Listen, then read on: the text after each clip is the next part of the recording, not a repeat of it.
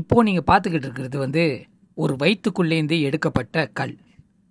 இந்த ஒரு இன்சிடென்ட் என்னோட ஒய்ஃப்க்கு நடந்த ஒரு இன்சிடென்ட். இந்த இன்சிடென்ட் மூலியமாக அவங்க மட்டும் பாதிக்கப்பட கிடையாது. நானும் பாதிக்கப்பட்டிருக்கேன். என்னோட ஃபேமிலி மெம்பர்ஸும் பாதிக்கப்பட்டிருக்காங்க. இந்த இன்சிடென்ட் மூலியமாக நிறைய விஷயத்த வந்து கோர்வையாக கொண்டு வந்து உங்கள்கிட்ட சேர்க்க போறேன்.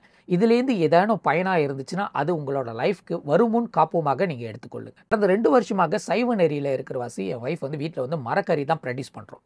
ஸோ அதனால பாடிக்குள்ளே இருக்கிற டிரான்ஸ்மிஷன் நடந்துச்சு. ஆனால் கடந்த ஒரு 3 நாளைக்கு முன்னாடி வந்து கடுமையான வயிற்று வலியில் வந்து ஒரு பிரைவேட் ஹாஸ்பிட்டலில் வந்து அட்மிட் பண்ணியிருந்தோம். அப்போது அவங்க ட்ரேஸ் அவுட் பண்ணி சொல்லும் போது இந்த பித்த ஈரில் வந்து கல் இருக்குது, 0.9 mm, அது இடத்துல வந்து 1 cm சைஸுக்குள்ள இருக்குது அப்படின்னு. ஒன்று மட்டும் இல்லை, நிறைய இருக்குன்னு சொன்னாங்க. ஆப்ரேஷன் பண்ண பிறகு தான் அந்த கல் எடுத்து பார்த்தா அது 1 2 கிடையாது, 30 பீசஸ் இருக்குது உள்ளுக்கு. ஸோ இது எப்படி வந்து இருக்கும், எந்த மாரி வந்து இருக்கும் அப்படின்னு விசாரிக்கும் போது அந்த டாக்டர் என்ன சொல்கிறாருன்னா, இது ஆண்களுக்கு வந்து வர்றது வந்து ஆனால் பெண்களுக்கு வந்து அதிகமாக வரும். ஸோ இது வந்து காமனான ஒரு டிசீஸாக எடுத்துக்கங்க. அதாவது இதெல்லாம் வந்து சாதாரணமான விஷயம். பெண்களுக்கு வந்து இந்த பித்தையரில் வந்து கல் வர்றது, இந்த யூரின்ல வந்து கல் வர்றதா இஸ் நார்மல் திங் அப்படின்னு எடுத்துக்கிற மாரி ஒரு விஷயத்த வந்து சொன்னார். அந்த விஷயத்துலேருந்து ஒரு பெரிய லெசன் ஒன்று நான் எடுத்துக்கிட்டேன். நீங்கள் சைவமாக இருந்தாலும் சரி, அசைவமாக இருந்தாலும் சரி, கண்டிப்பாக உங்களை நோய் வந்து சேர்றது தான். ஸோ அதை வந்து யாருனாலும் தடுக்க முடியாது. பட் என்ன இருந்தாலும் ஹெல்த்தி லைஃபாக இருந்தீங்கன்னா இந்த ஒரு விஷயத்துலேருந்து நம்ம விடுபடலாம் அப்படின்னு ஒரு கருத்து வருது. அதாவது எந்த மாரி சாப்பாடு வகைகள் வந்து இதுக்கு முன்னாடி நம்ம சாப்பிட்டு இருந்தோமோ, அது வந்து ஃப்ரீக்வெண்ட்லி சாப்பிட்டுக்கிட்டு இருக்குமோ, அது வந்து டேஸ்ட்டுக்கு சாப்பிட்றோமோ, அந்த மாரி விஷயத்தெல்லாம் கண்டிப்பாக வந்து நம்ம தவிர்க்க ஆரம்பிக்கணும். பொரிச்ச எண்ணெயிலே திருப்பி திருப்பி பொரிச்சு வச்சிருக்கிற கோழியோ பீசாங்கோரைங்கோ அல்லது எந்த டிஷ்ஷஸாக இருந்தாலும் அதை நம்ம சாப்பிடும் போது கண்டிப்பாக ஏதோ ஒரு இடத்துல வந்து ஒரு ஃபேட்டாக வந்து தங்கிரும். அதனால பின்ன வந்து அது வந்து ஒரு பெரிய கல்லாக மாறுறதுக்கு கூட வாய்ப்பு இருக்குது. ஸோ இது வந்து ரத்தத்துலேயும் இருக்கலாம், இருதயத்துலேயும் இருக்கலாம், எங்கே வேணால் இருக்கலாம். ஸோ இதனால வந்து ஹெல்த்தி லைஃப் ஸ்டைல் வந்து மெயின்டைன் பண்ணணும். ஏன்னா பல பேர் வந்து காலையில் வேலைக்கு போயிட்டு நைட்டில் தான் வராங்க. இதில் எங்கே ஜோகிங் பண்ணுறது, எங்கே எக்ஸசைஸ் பண்ணுறது, எங்கே யோகா பண்ணுறது, தூங்குறதுக்கு நேரம் இல்லைன்னு சொல்லிட்டு அவங்களோட உடலில் வந்து கவனிக்காமல் விட்டுறாங்க. அதிகமான ஸ்ட்ரெஸ்ல அதிகமாக சாப்பிட்றவங்களும் இருக்காங்க. இடையில என்னோட ஃபேஸ்புக்கில் ஒரு ரீகீப் பண்ணியிருந்தேன். அதில் யாருமே ரெஸ்பாண்ட் பண்ண கிடையாது. என்னன்னா, ஒரு வாரத்தில் எத்தனை தடவை ஃபாஸ்ட் ஃபுட் சாப்பிட்றீங்க? ஃபாஸ்ட் ஃபுட் கணக்கு என்னென்ன பார்த்தோமா, நம்மளுக்கு இமீடியட்டாக நம்ம சமைக்காமலே போய் சாப்பிட்றது தான் ஃபாஸ்ட் ஃபுட் சொல்லுவாங்க. அது எது வேணால் இருக்கலாம். நேஷனில் அதிகமான ஃபாஸ்ட் ஃபுட் ஃப்ரான்ச்சைஸ் இருக்குது. நம்ம ஆஃபீஸ்லேயே உட்காந்துருவோம், நம்ம ஆஃபீஸ் கிளிக் வந்து வாங்கிட்டு வந்து கொடுத்துருவாங்க, நம்ம சாப்பிட்டுட்டு போயிடுறோம். சரி, எப்படிப்பா சமைச்சு வீட்டிலேருந்து எடுத்து வந்து இந்தமாரி கேரியரில் உட்காந்து சாப்பிட்றதுக்கு நம்மளுக்கு எங்கே டைம் இருக்குது, அந்தமாரி ஃபேமிலி மெம்பர்ஸும் பக்கத்தில் இல்லை, அந்தமாரி டைமும் எனக்கு இல்லை அப்படின்னு சொல்லும் போது இந்த இடத்துல தான் வந்து உங்களோட ஹெல்த்தி லைஃப் ஸ்டைல் வந்து விட்டு கொடுக்குறீங்கன்னு அர்த்தம். இதுலேருந்து எந்த விஷயத்தை நம்ம விட்டு கொடுக்கணும், எந்த விஷயத்தை வந்து நம்ம விட்டு கொடுக்கக்கூடாது, இந்த விஷயத்தெல்லாம் நம்ம வந்து தராசு போட்டு பார்க்கணும். ஏன்னா இறுதியில் ஹாஸ்பிட்டலில் உட்காந்துட்டு இந்தமாரி ஓட்டை போட்டு அங்கேருந்து வெட்டி எடுக்கிறதோ இல்லாட்டி இந்த ஸ்கோப் பண்ணி எடுக்கிறதோ இல்லை லேசர் பண்ணி எடுக்கிறதோ வலியை அனுபவிக்க போகிறது நம்ம தான். பல பேர் என்ன சொல்லுவாங்கன்னா, எனக்கு பொரிச்ச கோழி இல்லாமல் நான் வாழ முடியாது, ஆட்டுக்கறி இல்லைன்னு என்னால் வாழ முடியாது, நசிகண்டரில் நிறைய கோவா போட்டு சாப்பிடலாம் என்னால் வாழவே முடியாது, இதுதான் இருக்கிற வசி தான் நான் உசுரோடு இருக்கேன், இது ஒரு சைடில் சொல்லுவாங்க. இன்னொருத்தவங்க நான் குடிச்சாதான் வாழ முடியும், நான் சிகரெட் அடித்தா தான் என்னோட ஸ்ட்ரெஸ்ஸை வந்து வெளியாக்க முடியும் அப்படின்னு சொல்லிட்டு அவங்களே அவங்களோட செல்ஃப் வந்து ஏமாற்றிக்கிறாங்க. இது அவங்க தெரிஞ்சும் செய்கிறாங்க.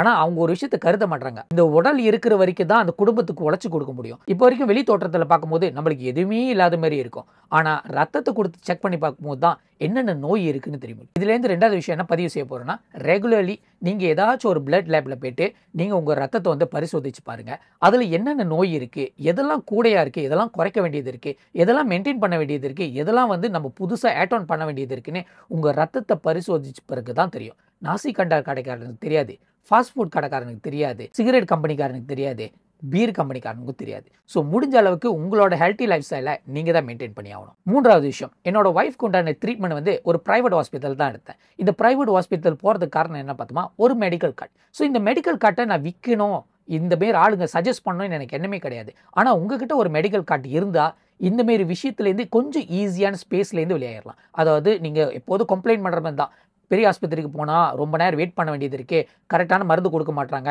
இழுத்து அடிக்கிறாங்க, அதே நேரத்தில் அப்பாயின்மெண்ட் டேட் வந்து தள்ளி தள்ளி கொடுக்குறாங்க, வலியோடு வாழ்கிறதா இருக்குன்னு அப்படின்னு கம்ப்ளைண்ட் பண்ணுறதை விட்டுட்டு உங்களுக்குன்னு தனி பெர்சன்டேஜ் வந்து ஒரு இன்வெஸ்ட்மெண்ட் போட்டு தான் ஆகணும். அதாவது உங்கள் சம்பளத்துலேருந்து 1000 வெள்ளினா அதுலேருந்து ஒரு 100 வெள்ளிலேருந்து 150 வெள்ளி வரைக்கும் உங்களோட மெடிக்கல் கவருக்கு நீங்கள் போட்டு தான் ஆகணும். உங்கள் ஃபேமிலிக்கு சம்மந்தப்பட்ட விஷயத்துக்கு நீங்கள் ஒரு கவரேஜ் எடுத்து தான் ஆகணும்.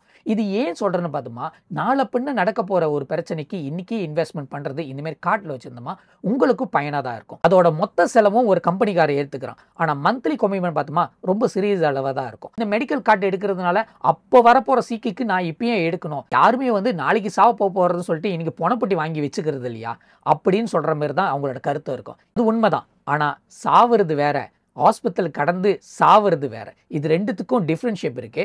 அதில் உங்களோட லைஃப்பை ஒரு இடத்துல வந்து தராசு போட்டு பாருங்க, எது முக்கியம்னு உங்களுக்கு தெரியும். இது 4வது விஷயம். இது மூலியமாக இந்த ஒரு கம்பெனி அணுகுங்க, இவங்க தான் எனக்கு பெஸ்ட் மெடிக்கல் கார்டு கொடுத்தாங்க, இவங்க தான் பெஸ்ட் ஏஜென்ட் சொல்ல போகிறதே கிடையாது. ஏன்னா உங்களை சுற்றி நிறைய ஏஜென்ட் இருக்காங்க. உங்களுக்கு தெரிஞ்சோ தெரியாமலோ அவ்வப்பொழுது உங்களுக்கு வந்து ஆலோசனை கொடுத்துக்கிட்டே இருப்பாங்க. உங்களுக்கு மெடிக்கல் கார்டு இருக்கா, காப்புறுதி இருக்கா, அல்லது மெடிக்கல் கார்டு வச்சுருக்கீங்களா, வாங்க அது வந்து செக் பண்ணி பார்க்கலாம், உங்களுக்கு என்னென்ன கவரேஜ் இருக்குன்னு அவ்வப்பொழுது உங்களுக்கு எடிகேட் பண்ணியிருப்பாங்க. அவங்களுக்கு சேல்ஸ் பண்ணுறதுக்கு அது ஒரு பாயிண்ட்டாக இருக்கலாம். ஆனால் என்ன இருந்தாலும் உங்கள் மேலே கன்சர்ன் இருக்குல்ல, நாளைக்கு இந்த மெடிக்கல் கார்டுலனா நீங்களும் ஒரு வீடியோ செஞ்சுட்டு எனக்கு உதவி செய்யுங்க, எனக்கு இந்த அக்கௌண்ட்டில் காசை போட்டுருங்க, எனக்கு இந்த சீக்கு இருக்குது, எனக்கு இந்த நோய் இருக்குது, நான் இருந்தால் தான் இந்த குடும்பத்தை காப்பாற்ற முடியும்னு சொல்லிட்டு ஒரு வீடியோ செஞ்சு போட்டுட்டு அதுலேருந்து கொலெக்ஷன் பண்ணிக்கிறேன்னு நினைக்காதீங்க. உங்களோட சொந்த செலவில் நீங்களே ஒரு மெடிக்கல் கார்டை எடுத்து இன்வெஸ்ட்மெண்ட் பண்ணுறது தான் த பெஸ்ட் சாய்ஸ்ன்னு சொல்லுவேன். ஆனால் ஏஜென்ட் சில பேர் என்ன செய்வாங்கன்னா, அவங்க தலையில் எப்படியாச்சும் பெரிய லெவலில் தொகையை கட்டிடணும்னு நினச்சிட்டு சில விதமான திட்டங்கள் போடுவாங்க.